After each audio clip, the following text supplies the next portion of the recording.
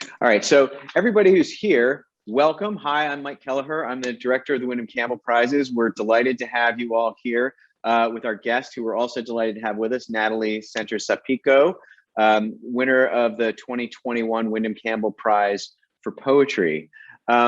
We're gonna start in just a sec, but I just want to, the way we're gonna do this is sort of a moderated Q&A. So if you all look down at the bottom of your screen there and roll over it, you'll see there's a Q&A button to click on. If you click on that now, that would be great, and that'll open up the Q&A box.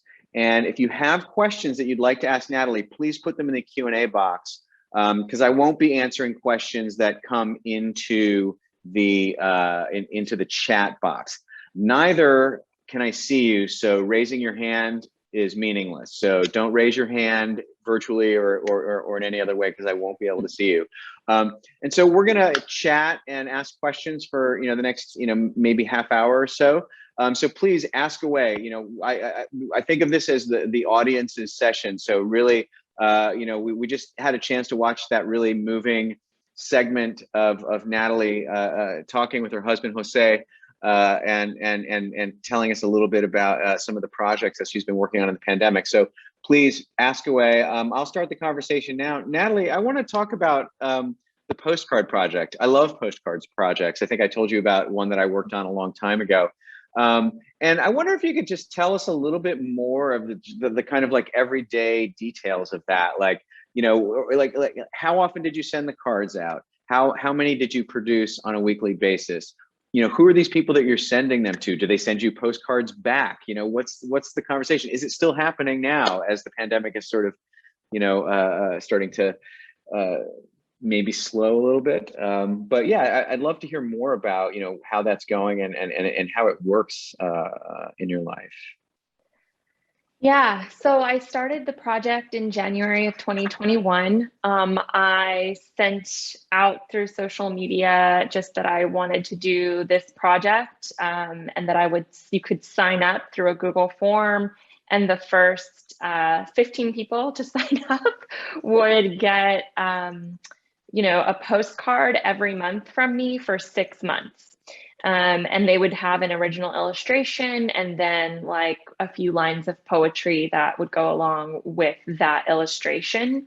And so I had more, I thought, I don't know what I was thinking. I thought that I would be lucky to get 15 people that wanted to receive random postcards from me.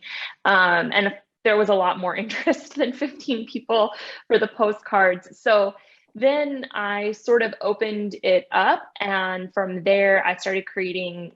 So the 15 who signed up in time did get the postcards, 6 postcards over the course of 6 months. And then I had like a rotating list of an extra 5 that I would just randomly send out if you made it past that deadline, if that makes any sense. So really I was making 20 postcards a month total. And it was, I was very good about it for 4 months. And then I had some health problems. And so I had to go on hiatus for a month. And then I finished out the last 2. So I was like late 1 month, and then I finished out the last 2. And it was an interesting experience in that, one, I would work on them over the course of 1 weekend.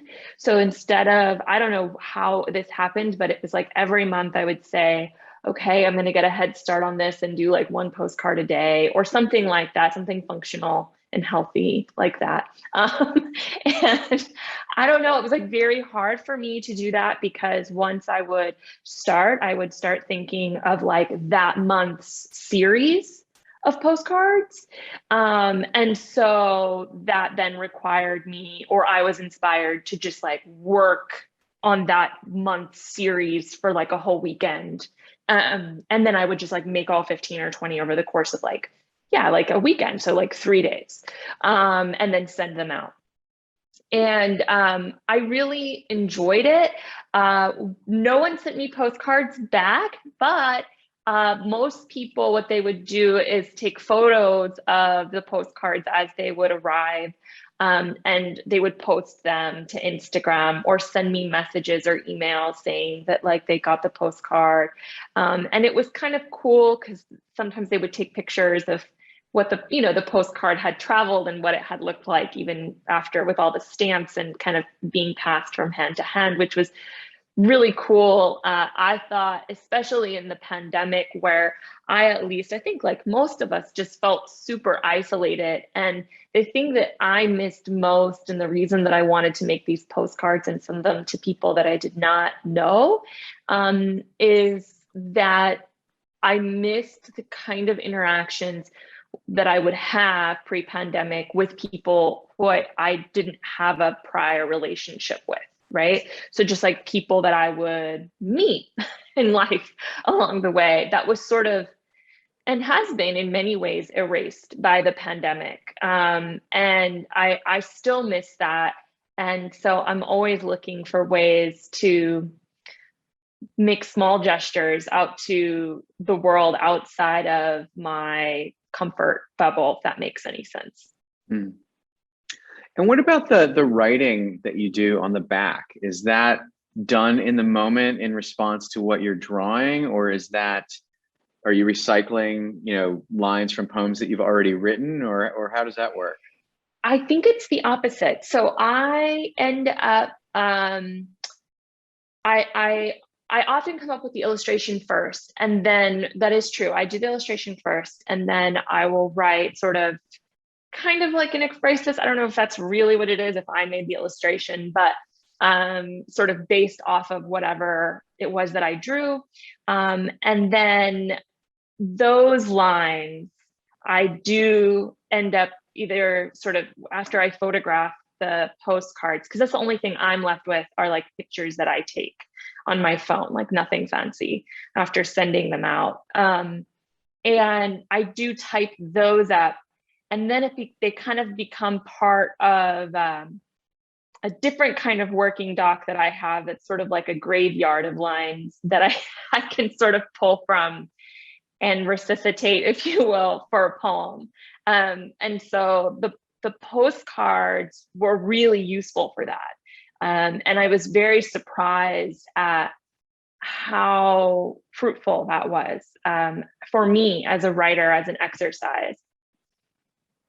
Well, and so before you put the poem on the back of the postcard, like how much work are you putting into that? I mean, when we watch the video, it's like, wow, she's just like drawing a picture, and then she just got this poem, and it just comes in. She writes it out, and it's all done and ready to go, and beautiful handwriting. And how much drafting goes into it before you go live, so to speak?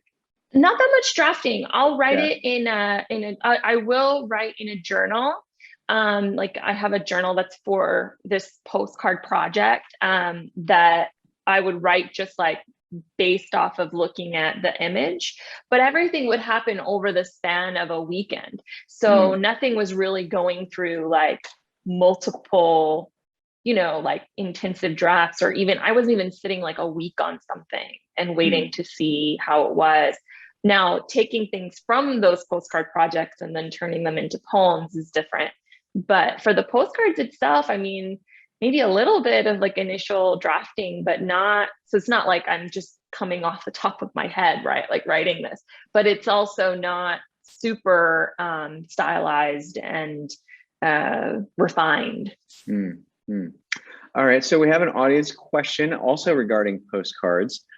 Did you always use the same watercolor pencil medium, or would you switch it up? Do you do other art-based projects as well? I did one postcard 1 month where I did cut-ups.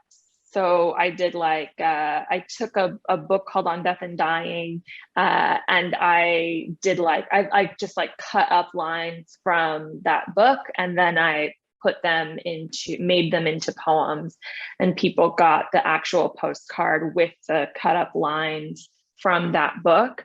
And I enjoyed that, but because I thought that maybe the watercolors were getting a little too like repetitive, so I thought I'll change it up 1 month. So I did that 1 month, but I found it a little bit less rewarding for me. I don't know Mhm. why. I mean, I enjoyed it, but when I had to go back the next month and like, let's say, try that again, I was drawn most immediately to the watercolors. Um, so yeah, it's, I don't know. I think also because it was just over the period of like 7 months or whatever, that, you know, it's easy to get into like one medium over such a short period of time, I think. Mm. This is from Megan. Hi, Natalie. Thank you for an incredibly beautiful conversation about art making, love, and fear. I was really interested and moved by what you said about your experiences with anxiety. I'm wondering how, besides the postcard project, you move past anxiety and fear in your writing life. Oh gosh. Okay. So yes, I am a person that suffers from, I have very bad anxiety. And I have had to deal with it in a lot of different ways. You know, I'm one of these that I live in perpetual fear of like having a panic attack. So I'm always trying to like surf that, especially as a poet, where just like in this, you're asked to do things sometimes that put you on the spot, right, and can make you really nervous. And then on top of that, as a poet, you're asked to talk and write quite frankly, I think, and vulnerably about things that can be anxiety producing. And in my case, you know, I write about my experiences with immigration, with my mother and with my husband, my personal experiences with border crossing. I write about my experiences with border violence and gender violence. And so these are often topics that, you know, they come with deep senses of shame. And so having to talk about them sometimes with strangers can be very anxiety inducing. I think one of the things that I'm trying to do more recently is to be very direct in questioning my relationship between my writing life and my anxiety. And what I mean by that is instead of, I think for a long time, I always viewed it as this like personal weakness that needed to be that I needed to create, you know, mechanisms to cover in some ways, certainly to survive, but also to like cover them up. And now I've been thinking a lot about the role of anxiety in writing poetry in particular as a genre. So something that I talk about in an interview series that I did with the poet Dana Levin, that's coming out in the Yale Review as a part of this. The entire thing is about poetry and anxiety. And it's really, I've been thinking a lot about how the traits of anxiety, like obsessiveness, like fixation, like even this sense of like dread and panic, catastrophic thinking, all of these things, if you can harness them, can be really useful in the space of a poem, right? Like we do a lot of those things when we engage in writing poetry. And so I guess that's all to say, I'm trying to develop a different relationship with my anxiety right now, where I'm thinking about it as instead of something to be deeply sort of ashamed of and view it as a personal failing, to think of it as the thing that drew me to my favorite thing in the world, which is poetry and poems. I have just a follow up on that because as you were talking about that, I was thinking about in the peer-to-peer video, which if our audience, if you haven't seen it, you should go in and check out our on-demand content. Each week we release a video that's just made up of that week's writer asking and answering questions from her fellow prize recipients. And one of the questions that you were asked was, what do you fear most? I think Michael R. Jackson asked you that question. And you said instability was the thing that you fear the most. And that goes back to your life growing up with these very uncertain situations, in your childhood and in your adulthood, living in a border town and stuff. And so I wonder, how do you deal with that outside of the poem? Like, what are the ways that you go about creating a feeling of stability, despite these fears and these anxieties? Well, the answer to that question, I think, changes day by day, month by month, year by year. That's the first thing. I think it's like you can find something that works for a while and then it stops working and you kind of have to find something else. Something that I started doing a lot of, which was really hard for me, which was like doing intentional meditation, right? Like mindfulness techniques, which I always very much like stubbornly resisted for a long time, sort of rolled my eyes at for a very long time, and have now found it to be very important to me and even to my artistic life, as a way to create a life that how to create a rich interior life, right? It's a means to create a rich interior life, as well as cope with your anxiety. And I think, oftentimes for me, having routines is really important. And so making sure that I have, a set writing time, a time when I know that I will be off of that writing time within the day, and making sure that I stick to it, which is that's actually really hard for me, is to stop.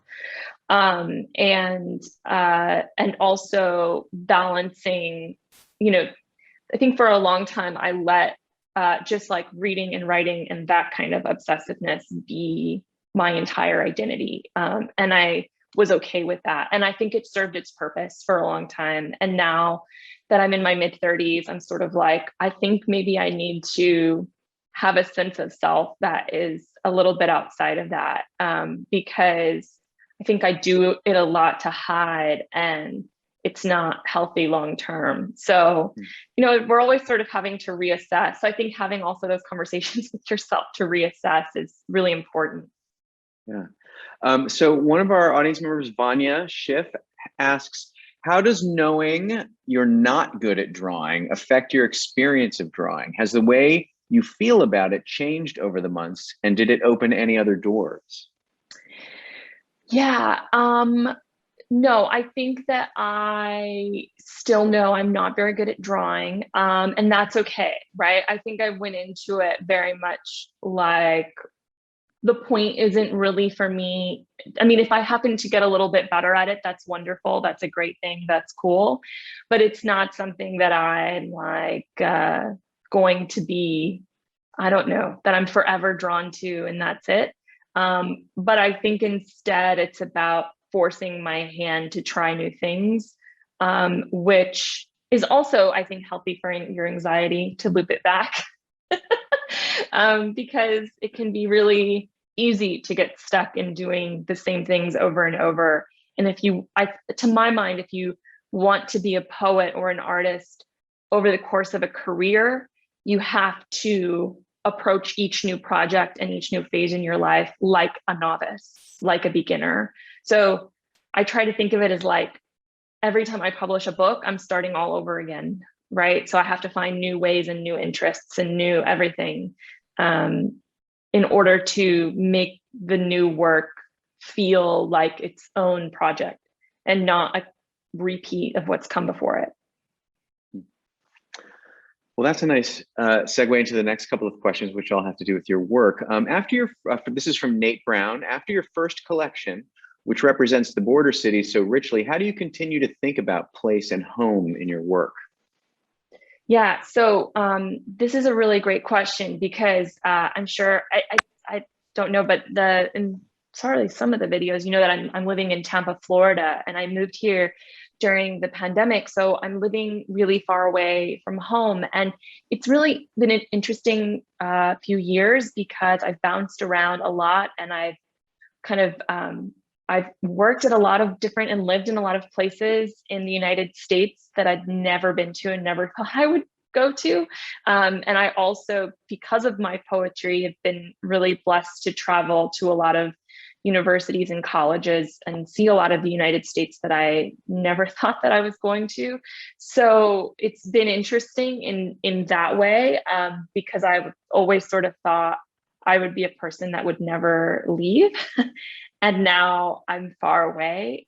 And so right now, the new work is really interested in this moment where we're given so many tools, and they're terrifying, problematic, deeply disturbing tools, in my opinion, to give in to our anxiety of longing, our anxiety of needing to kind of no all the time. And what I mean by this, of course, is like surveillance, tools of like this, right, of live streaming and video recording, and we use it all the time.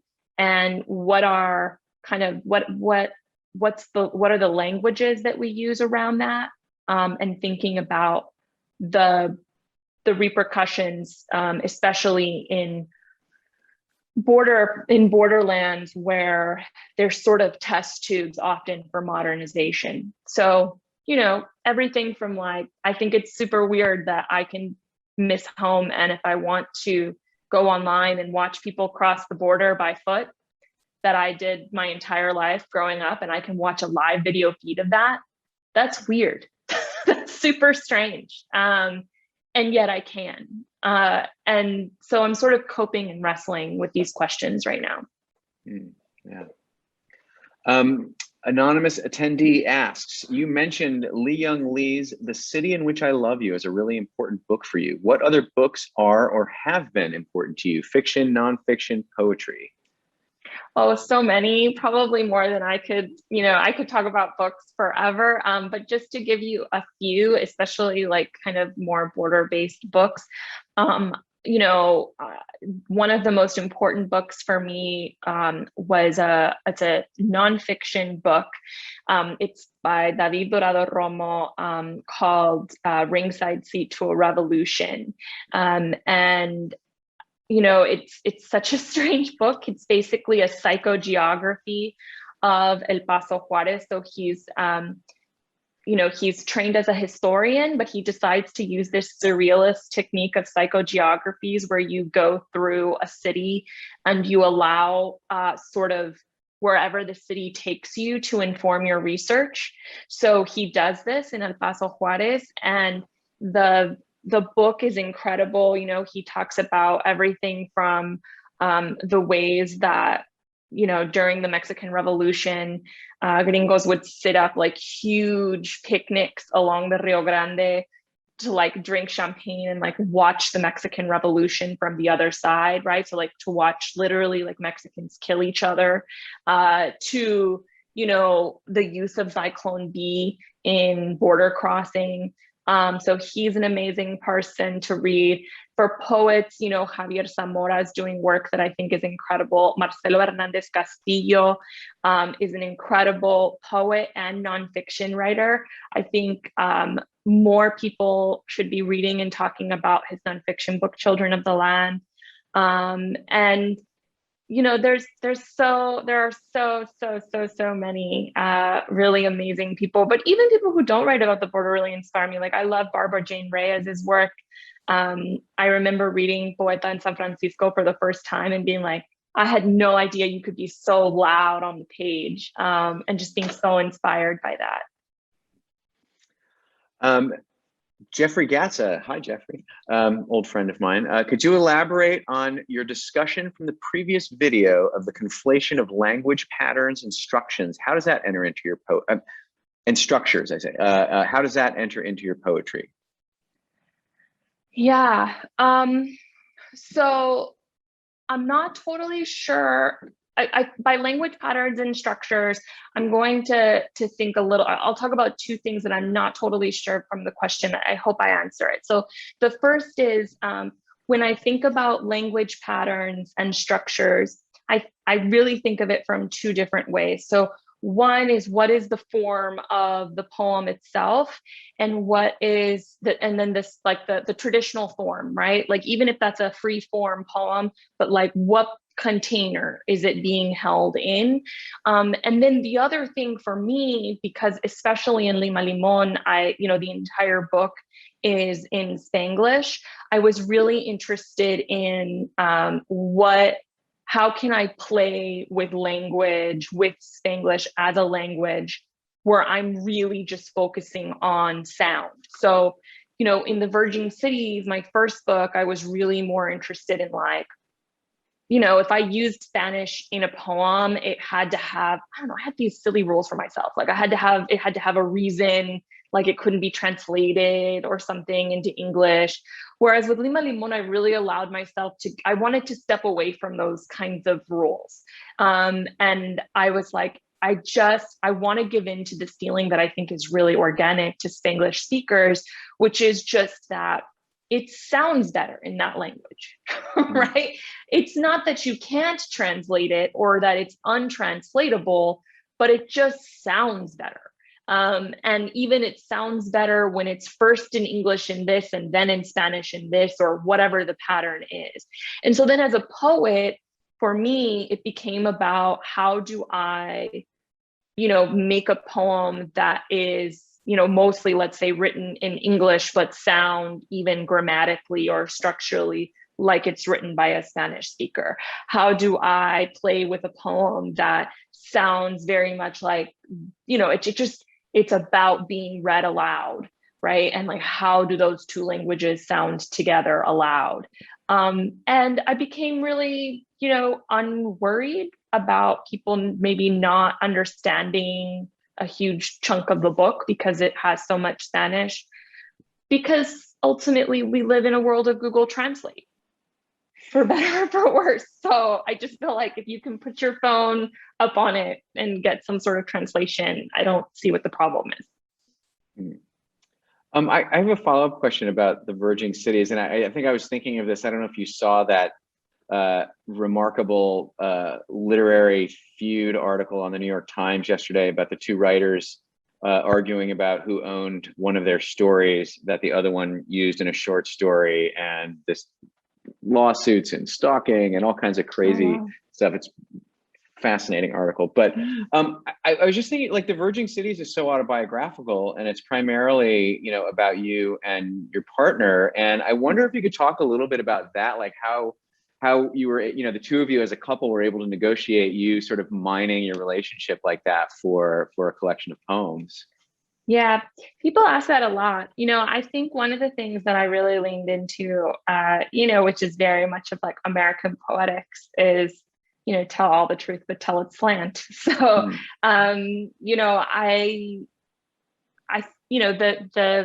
the story in the Virgin Cities, the stories of the Virgin Cities are all, they're real stories. They're stories of my life. They're stories that are mined off of even, documents or things that have happened with my relationship with my husband. And while I was working on those poems, I was also literally going through it was happening. So I went through the immigration process with my husband while I was working on the Virgin Cities, on the poems in the Virgin Cities. So it wasn't like it was happening, like I was writing about it with a lot of space in between. And yeah, I mean, it's a tricky thing. And you have to kind of, I'm lucky that I have a husband who also does, border studies and is not a poet, but we're interested in the same subject matter. And so our relationship and our conversations are always sort of revolving around kind of what is border studies, what are border rhetorics, what are border poetics all the time. And so, I was lucky that I had a partner that was okay with me writing, maybe not absolutely everything, but a lot, right, of our relationship. But I do think that those things are personal ethics, and you have to be conscientious and aware of the people that you write about and that you think about. One of our audience members asks, do you or would you ever consider writing fiction or nonfiction? When I was listening to you and your husband describe living in your first apartment, I was thinking, wow, I'd love to read poems about this, but I'd also love to read a memoir or a novel about this. A lot of people ask me this, especially, a lot of people ask me this. I don't know. I mean, maybe in the future, I don't know what the future holds. But to be perfectly honest, I think there's nothing wrong with just being interested in the genre of poetry. I don't think that, every single person who's a poet has to use poetry as a gateway into another genre. I don't view poetry as like the genre that is like the liminal space or like stepping stone into the adult form of the memoir or the novel. I think, poetry predates them, so they'll be around longer than them, in my opinion. And I think, so I don't know, at this point, that's my answer to that question.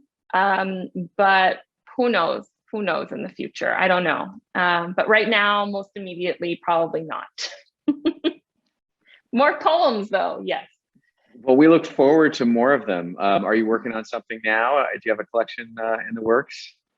I am. I'm working on a collection right now that is about, as I was talking about, surveillance, and like specifically the virtual border wall. So I'm really interested in the language during the Trump administration for building the physical border wall, the 2,000 miles of physical border wall, because I grew up with what was then touted during the Trump administration as an example for the border wall throughout the rest of the border, right? So the images that we would see all the time, like on the news, of like what the border wall would look like all across the border was El Paso Juarez, right? So they would always use it as like the positive example of it. And it was always, I was in college when that wall went up. I was at UTEP, and it was always such a painful sight for me, that the idea that anyone would talk about it as a positive thing and not as a site of pain and of hate was just incredible to me. Like, just, it makes me so angry. And so I'm writing about like experiences with that physical wall, but also the way in which, even though, current President Biden, passed an executive order to stop the construction of that border wall, we maybe won that battle, but we lost the overall war, because the entire border area is just surveilled to the max, right? There's a virtual wall that's been constructed in its place, and it's so much more intrusive even than any physical barrier could be. So that's what my new poems are interested in. Well, we look forward to the next collection. Natalie, thank you so much for joining us this afternoon, and thanks to everybody in the audience for coming. If you haven't had a chance to check out the other videos that we posted this week, they're up on the platform, as well as the past episodes and past Q&As from other prize recipients for you to watch. So please, when you have a moment on your lunch break, take a look at them. Next week, we are going to have our cooking episode featuring our other winner in Poet this year, Canisia Lubrin. So please join us, same time, same place. And Natalie, good luck with everything, with your writing and everything else. Thank you so much. Thanks for watching and for being here today. Okay, bye now.